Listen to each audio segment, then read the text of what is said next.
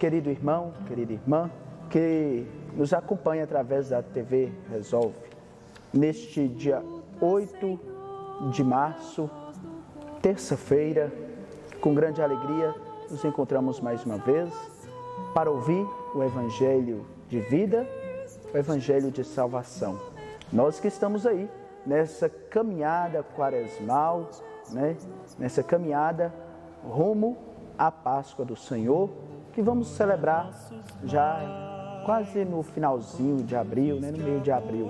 Então, com muita alegria nos encontramos, caminhamos, celebramos, a Quaresma, celebramos esse tempo de conversão e de vida. O Evangelho que nós ouviremos é tirado do capítulo 6 do evangelista Mateus. Compõe aí o sermão da montanha, onde Cristo, ao subir ao monte, vê toda aquela multidão, dirige a ele não apenas um sermão, mas palavras que convida à conversão, que convida a uma mudança de vida. Para quem às vezes não lembra, é aquele sermão onde ele faz as bem-aventuranças, o tão conhecido das bem-aventuranças. E o Evangelho de hoje nos convida aí a um dos pilares da Quaresma, a oração. Por isso, abramos o nosso coração, abramos o nosso espírito para acolhermos o Evangelho do Senhor. Do Evangelho segundo Mateus. Naquele tempo, disse Jesus aos seus discípulos: quando orardes, não useis muitas palavras como fazem os pagãos. Eles pensam que serão ouvidos por força das muitas palavras. Não sejais como eles, pois vosso Pai sabe do que precisais, muito mais que vós o peçais. Vós deveis rezar assim: Pai nosso que estais nos céus, santificado seja o teu nome. Venha o teu reino, seja feita a tua vontade, assim na terra como no céu. O pão nosso de cada dia dá-nos hoje. Perdoa as nossas ofensas, assim como nós perdoamos a quem nos tem ofendido. E não nos deixeis cair em tentação, mas livra-nos do mal. De fato, se vós perdoardes os homens as faltas que eles cometeram, vosso Pai que está nos céus também vos perdoará. Mas se vós não perdoardes os homens, vosso Pai também não perdoará as faltas que vós cometestes. Palavra da salvação, glória a vós, Senhor. Como eu disse, aí está um dos pilares da Quaresma: jejum, caridade e oração. A oração é o que encontra no pilar de hoje. Se ontem ouvimos sobre a caridade que fazemos com os irmãos e irmãs, hoje temos a oração. Mas não uma oração vazia, uma oração cheia e com uma esperança de conversão. Uma oração que nos leva a uma mudança de vida, a uma mudança de mentalidade, que nos leva a uma mudança do nosso jeito de ser. Nós chamamos a Deus de Pai. Não o meu Pai, mas o nosso Pai. É o Pai de cada um de nós. Se é o nosso Pai, todos nós somos irmãos. E todos nós elevamos ao mesmo Pai a nossa oração, o nosso pedido.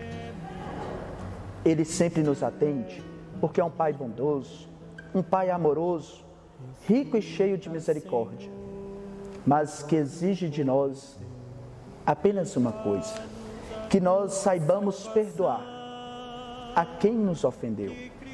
E é desta maneira que Deus nos ouve. Quando nós, na nossa oração, buscamos mudar a nossa vida, mudar as nossas atitudes e buscar também uma conversão sincera de vida, uma conversão sincera do coração. Quando somos capazes de olhar para aquela pessoa que nos magoou, darmos a ela o seu perdão e nós sabermos que mesmo ela tendo nos machucado, nós ainda a amamos, porque é o nosso irmão em Jesus Cristo. É dessa maneira que vamos viver com alegria, com fé, com amor, a nossa experiência com Cristo. Viver a nossa relação com o Senhor, que está conosco, que caminha conosco.